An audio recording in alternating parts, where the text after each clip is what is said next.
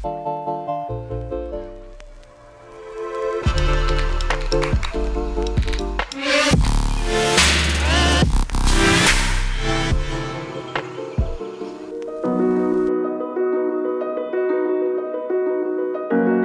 бүтээлч Баатар Зориг нь 19 жилийн турш тасралтгүй бүтээлээ туурж, бие даасан 7 үзэсгэлэн гаргаж, 9 удаа гадаадын томоохон улсуудын биеналуудад оролцож байжээ.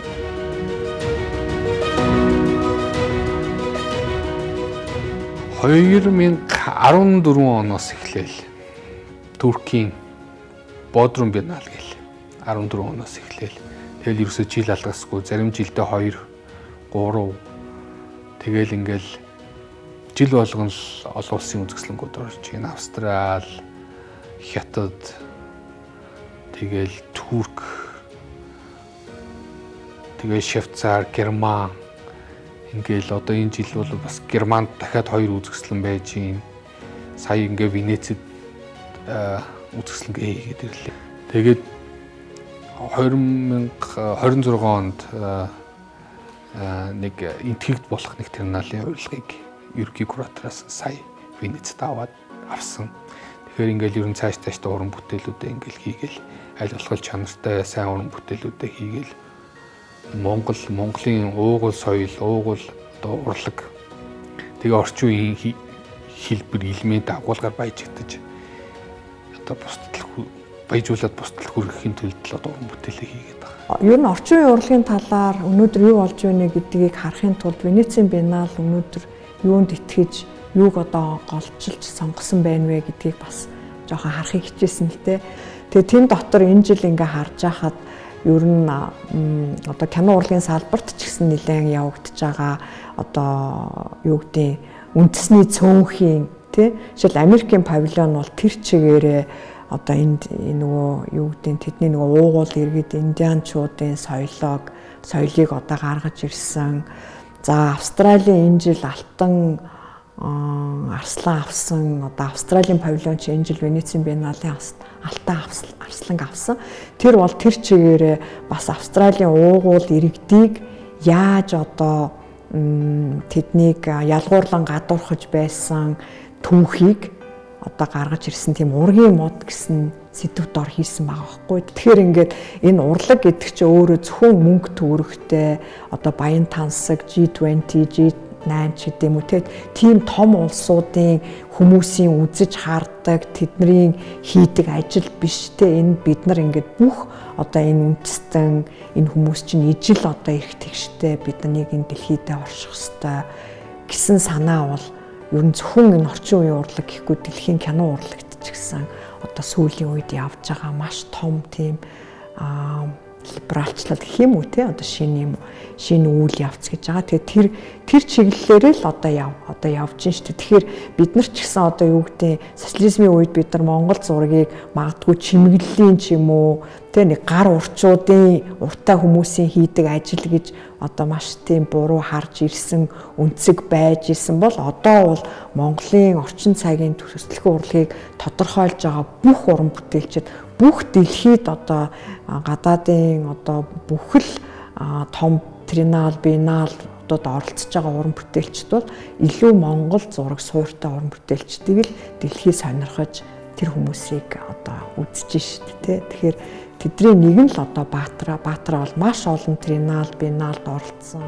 За миний мэдхийн Аз номхон талайн одоо маш том тринал байдаг. 3 жил нэг удаа тохиолддог. Австралид болдог, тэнд оролцож ирсэн. За сүүл Бангкок.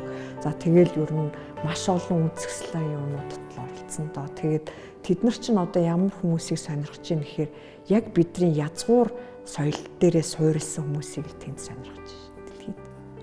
Маш олон дэлхийн алдартай уран бүтээлчид оролцож байгаа. Маш одоо дэлхийн өндөр хэмжээнд ажилладаг дүрслэх урлагийн мэрэгжилтнүүд сонгон шалгаруулж, шүүж энэ бол үнэхээр гайхалтай бүтээл байна. Энийг энэ үзэсгэлэнд оруулъя гэж сонгож авч байгаа хэрэг шүү дээ. За тэгэхээр ингэж дэлхийн хэмжээнд олон улсын хэмжээнд сонгогдно гэдэг бол Монгол хүнийхээ үүднээс, Монгол уран бүтээлчийнхээ үүднээс энэ монголчууд бидний үнэхээр бахархал юм байгаа. За нэг талаас нөгөө талаасаа уран бүтээлчийн хувьдаа Баатар Зоригийн уран бүтээл ингээд тасрахгүй биеналуудад оролцоод яваад байна гэдэг чинь энэ хүн хөгжиж байгааг харуулж байгаа.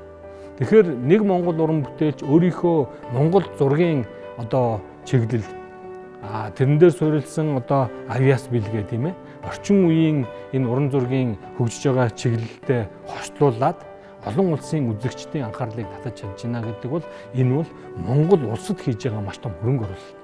Тэнд нэг монгол зураач нэр хүндтэй байна гэдэг бол ард нь монгол хүн гэдэг бол мундаг зураач байж болдгийм байна.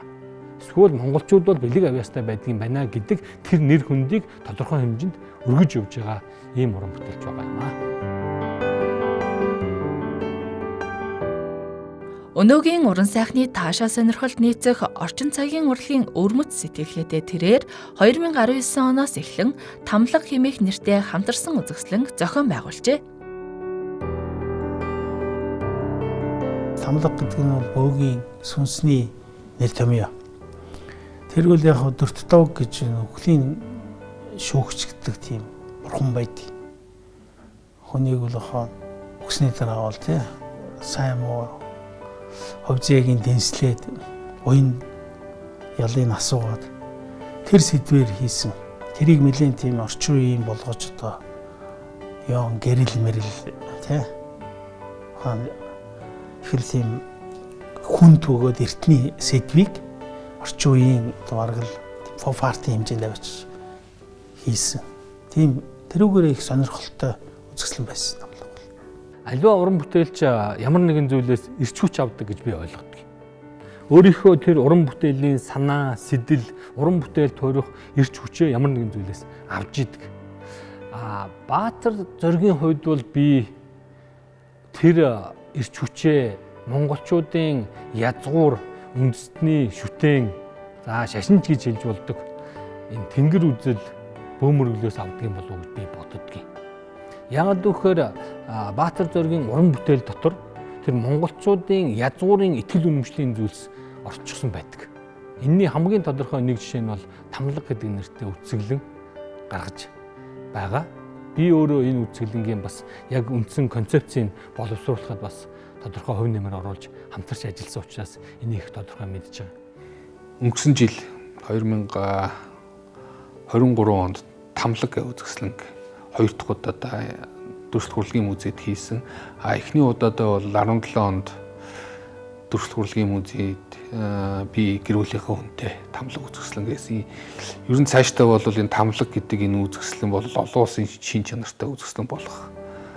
Тэгээд гадна дотны одоо урлаг судлаач нар тэгээд дээрээс нь урлаг хайртай дуртай уран бүтээлч нартай хамтарч хийх юм төсөл болох одоо зорилготой явж байгаа. Энэ яг цэвэр одоо уран бүтээлчийн ажил гэхээсээ илүү энэ урлагаар дамжуулж бас нийгэмд тэгээд олон улсад ч гэдэг юм уу Монголын уран бүтээл, Монголын урлагийг гаргах, хүргэх бас нэг ийм зорилготой үзэсгэлэн зохион байгуулад тэгээд бас ажил болгоол ингээл явж байгаа.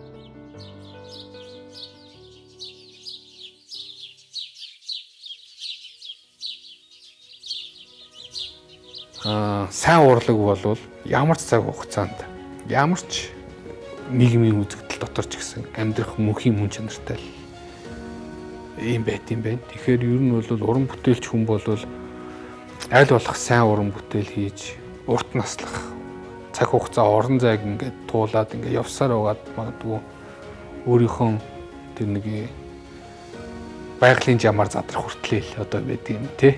Тэр хүртлээл тэр уран бүтээл амтай юм. Тэр хүнээ бас тодтогоол тэр уран бүтээл амтай байж байгаа. Миний нас бол хэд бидгийн 80 юм уу 90 байлээ гэж тооцоход миний бүтээлийн нас хичнээн жил ямар ч настай байх би юм өстө хэлж мэдэхгүй байгаа байхгүй тий. 6000 жилийн түүхтэй эртний Египтийн фараонуудын өндөр соёл иргэншил тэгээ урлагийн бүтээлүүд нь байж лээд өнөөдөр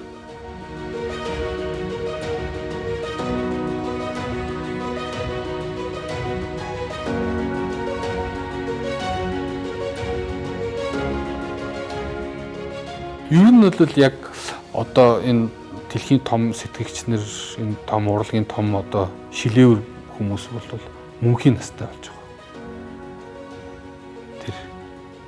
бүр дэлхийн шин оюун мандлын хүрээнд дотор тэр хүний одоо харсан өнцгөр Шекспирийн хайр дурлалыг ойлгодог. Зан Нозрогван хийсэн баримлаар бид нар эмэгтэй хүний гоо сайхныг ойлгож шүү дээ. Одоо Азар бий болгож жишээнд ч юм уу энэ ингээд мөнхийн тэгүүдийг бий болгож байгаа байхгүй. Тэр тэгүүдийг л тэр тэгүүдэр хүн одоо хүн төрлөختө хардаг юм гоо зүүн луужин ч гэх юм уу, эстетикийн луужин ч гэх юм уу, амьдралын луужин ч гэх юм уу, тэр луужинг бий болгож байгаа байхгүй. Урлагаар дамжуулаад. Энэ мөнх настай л юм шиг санагдав. Би өөрийнхөө уран бүтээлийг аль болгол удаан наслуулж мөнхийн чанартай мөнх наслуулахыг зорж уран бүтээлээ төр.